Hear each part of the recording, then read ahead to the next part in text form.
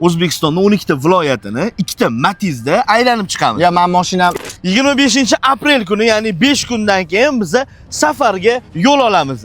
Qayerdan boshlaymiz? Vohadan boshlaylik, Qoraqalpoqdan boshlab oxirigacha 12 ta viloyatda aylanib chiqamiz ikkita Matizda. Masalan, Qo'qondan boshlaylik deyotgandim. Qo'qondan boshlab ketdi Namangan, Farg'ona, Andijon, Chust, Must, Namangan. Qoraqalpoqdan boshlasak-chi oxiridan yurib kelamiz.